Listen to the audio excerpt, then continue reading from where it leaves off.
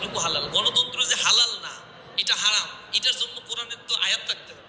হারাম তো আপনি আমি নিজের মতো করে সাব্যস্ত করতে পারবো না। আবার কোরআন হাদিসের মধ্যে নাই ইজমা এবং কিয়াসের দ্বারস্থ আপনার তো হতে হবে, ইজমাউস সাহাবা অথবা কিয়াসুল উম্মাহ। এখন উম্মায়ের কিয়াসও নাই, ইজমাউস সাহাবাও নাই, আপনি এটাকে বাদ দিলেন কিভাবে? ডেমোক্রেটিক যে ওয়েস্টার্ন ডেমোক্রেটিক সিস্টেম, ওয়েস্টার্ন পশ্চিমা ডেমোক্রেসির কথা বলছি। ডেমোক্রেসি তো ফাংশনাল না। পশ্চিমা ডেমোক্রেসি নিজেদের মতো করে করে। গাজায় তাদের ডেমোক্রেসি এক ধরনের, পাকিস্তানের জন্য এক ধরনের, বসনিয়া চেসনিয়ার জন্য এক ধরনের ডেমোক্রেসি তারা মানে, আফগানিস্তানের জন্য এক ধরনের ডেমোক্রেসি, নিজের দেশের জন্য এক ধরনের ডেমোক্রেসি, বাংলাদেশের জন্য এক ধরনের democracy. Democracy is not ideology, it's not ideology, it the process. আমরা শুধুমাত্র এটাকে প্রসেস মনে করি। এর ভিতরে আকীদাগত একটা বিষয় সংযোগ করা হয়েছে, যেটাকে আমরা ডিনাই করি, রিজেক্ট করে দিই, এবং এটা প্রকাশ্যেই আমরা বলে থাকি। এই জিনিসটা আপনাকে বুঝতে হবে। ওয়েস্টার্ন ডেমোক্রেটিক ফিলসফি, এটা যেটা বলা হয়েছিল of the people, by the people, for the people, it's absolutely right. জনগণের দ্বারা জনগণের শাসিত, জনগণের সরকার হবে। ইসলামও তাই বলে, কল্যাণ রাষ্ট্রের কনসেপ্টটাও হচ্ছে একই রকম। তাহলে এই ডেমোক্রেটির ফিলসফিটা কোথা থেকে আসছে? আসসালামু আলাইকুম। আমাদের প্রিয় ভাই শিবিরের নজরুল ইসলাম সাদ্দাম তিনি বলেছেন দুটা কথা। একটা হচ্ছে গিয়ে যে এই যে গণতন্ত্র বা ডেমোক্রেসি এটা হারাম বা হালাল কোরআনের ভিতরে কোথাও নাই। তো এক নম্বর। দুই নম্বরে তিনি বলেছেন যে এই গণতন্ত্র হচ্ছে গিয়ে একটা প্রসেস মাত্র, এটা কোনো আইডিওলজি না। আর তিন নম্বরে বলেছেন যে যে যে যে আব্রাহাম লিঙ্কনের একটা দিচ্ছেন, by the people, of the people, for the people, এটা নাকি ইসলামে মানে। আমি এই ছোট্ট ভিডিওতে তিনটা প্রশ্নের উত্তর দিতে পারবো না, তবে আমি প্রথমটা এবং দ্বিতীয়টা যেটা বলেছে যে এটা ইসলামে হালাল বা হারাম কোনোটাই নাই, সেটার উত্তর দিব। আর একটা উত্তর দিব যে উনি বলেছেন যে গণতন্ত্র হচ্ছে শুধুমাত্র একটা প্রসেস, এটা কোনো আইডিওলজি না। একদম ভুল বলেছে। আল্লাহ আল্লাহ আল্লাহ কুরআন শরীফের ভিতরে কি বলেছে সেটার আমি রেফারেন্স দেব। আর প্রসেস, যে গণতন্ত্র মানে কি, এটা একটা প্রসেস এবং আইডিওলজি দুটার সমন্বয়ে হচ্ছে গিয়ে গণতন্ত্র। ডেমোক্রেসি শুধুমাত্র প্রসেস না, এখানে আইডিওলজিও আছে। এই আইডিওলজি থাকার কারণেই এটা ইসলামের সাথে যায় না। হারাম এবং হালাল আল্লাহ কোরআন শরীফের এবং হাদিসে আল্লাহ রাসূল কোথাও বলেননি গণতন্ত্র সম্বন্ধে। এই সম্পর্কে কথা আসেনি, সেটা ঠিক আছে। কিন্তু গণতন্ত্র একটা প্রসেস, এটাও ঠিক আছে। কিন্তু আপনি যে বলেছেন গণতন্ত্রের ভিতরে কোনো আইডিওলজি নাই, সেটাই দেখাবো। এবং সেই আইডিওলজি আমাদের ইসলামে মানে না, আল্লাহ মানে নাই, এবং আল্লাহর রাসূলও এটাকে গ্রহণযোগ্য করে নাই। সেটা রিপান সহকারে এখন দেখাবো ইনশাআল্লাহ। গণতন্ত্র জিনিসটা কি সেটা ক্লিয়ার করি লিখিত ডকুমেন্ট সহকারে। এখানে গণতন্ত্র হলো একটা মানুষের তৈরি রাজনৈতিক ব্যবস্থা, প্রসেস। এটা যেখানে কি থাকবে, আইডিওলজি থাকবে, এটা কি সার্বভৌম ক্ষমতা জনগণের হাতে, মানে সমস্ত ক্ষমতার অধিকারী হচ্ছে জনগণ। মানুষ সংসদে আইন বানাবে, মানে মানুষ সংসদে যাবে এবং তারাই আইনের মানে কর্মকর্তা হচ্ছে। আর কি এখানে আছে, ভোট বা সংখ্যাগরিষ্ঠ মতের ভিত্তিতে সিদ্ধান্তটা হবে। এই তিনটা জিনিস হচ্ছে গিয়ে এই ডেমোক্রেসির আইডিওলজি, যেটা আইডিওলজির কথা বলছি না, সে বলছে আইডিওলজি নাই। এই তিনটা জিনিসই গণতন্ত্রের মধ্যে বা ডেমোক্রেসির মধ্যে আছে। কিন্তু এই যে এটা যে আছে, এখানে আল্লাহ তাআলা ইসলামের দৃষ্টিতে এক লাইনে আল্লাহ সূরা ইউসুফের ভিতরে 12 নম্বর সূরা 40 নম্বর আয়াতে বলছে, হুকুম একমাত্র আল্লাহরই চলবে। সর্বময় ক্ষমতার অধিকারী একমাত্র আল্লাহ।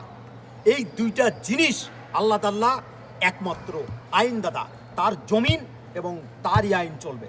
এটাই হচ্ছে কি আল্লাহর হুকুম, এবং কোরআনের ভিতরে স্পষ্ট আল্লাহ বলেছেন। অতএব গণতন্ত্রের যে আইডিওলজি, এটা ইসলামের সাথে একেবারেই যায় না, যাবেও না। তাই ক্লিয়ার এখানে যে এই সার্বভৌমত্ব, জনগণের আইন বানানোর অধিকার, মানুষের সংখ্যাগরিষ্ঠ মতি চূড়ান্ত, এই তিনটা জিনিস প্রসেস না। এই তিনটা জিনিস হচ্ছে গিয়ে গণতন্ত্রের আইডিওলজি। আর এই তিনটা জিনিসে আল্লাহ তাআলা সূরা ইউসুফের ভিতরে হুকুম একমাত্র আল্লাহর, এই কথা দিয়েই আল্লাহ তাআলা তিনটাকেই ধ্বংস করে দিয়েছেন। আল্লাহ কোরআন শরীফের ভিতরে বলছেন যে সূরা মাইদার 5 নম্বর সূরার 50 নম্বর আয়াতে আল্লাহ বলছেন, তারা কি জাহিলিয়াতের আইন চায়? আল্লাহর চেয়ে উত্তম আইনদাতা আর কে? তাহলে এই এই এই কথা দ্বারা বোঝা যায় যে আল্লাহই একমাত্র আইন প্রণেতা এবং আল্লাহর আইনে এই জমিনে চলবে। আল্লাহ সূরা মায়দার 5 নম্বর সূরার 49 নম্বর আয়াতে বলছেন, তুমি তাদের মাঝে ফয়সলা করো আল্লাহ যা নাজিল করেছেন তা দিয়ে। আল্লাহ রাসূলুল্লাহ সাল্লাল্লাহু আলাইহি সাল্লাম কি পরামর্শ করতেন? হ্যাঁ, তিনি পরামর্শ করতেন, কিন্তু ওই পরামর্শ আর এই গণতন্ত্র এটা হচ্ছে ইকুয়াল না। সূরা এটা গণতন্ত্রের ভিতরে আসে জনগণের সার্বভৌমত্ব, এটাও আল্লাহর রাসূল করেননি। আল্লাহ রাসূল আল্লাহর আইনকে প্রতিষ্ঠিত করেছেন, নিজেও কোনো আইন বানান নাই। কোরআন শরীফের সূরা ইমরানের 3 নম্বর সূরার 159 নম্বর আয়াতে আল্লাহ বলছেন, তুমি তাদের সাথে পরামর্শ করো কিন্তু সিদ্ধান্ত নিয়ে আল্লাহর উপর ভরসা করো, চূড়ান্ত সিদ্ধান্ত আল্লাহর হুকুমের অধীনে। আল্লাহর রাসূল কি সংখ্যাগরিষ্ঠ মতকে চূড়ান্ত বানাতেন? না, তিনি হচ্ছে গিয়ে আল্লাহর আইনকেই তিনি চূড়ান্ত বানাইতেন। তিনি কোনো মানুষের মতামতকে বা বেশি মানুষ একটা জিনিসে মতামত দিচ্ছে সেটাকে তিনি গ্রহণ করে নেয়। আল্লাহ যে আইন প্রদত্ত করেছে সেটাকেই তিনি প্রাধান্য দিয়েছেন। আল্লাহ সূরা আল আনামের 6 নম্বর সূরার 116 নম্বর আয়াতে আল্লাহ তাআলা পরিষ্কারভাবে বলছেন, যদি তুমি অধিকাংশ মানুষের অনুসরণ করো তারা তোমাকে আল্লাহর পথ থেকে বিভ্রান্ত করবে। সংখ্যাগরিষ্ঠ সত্যের মানদণ্ড নয়।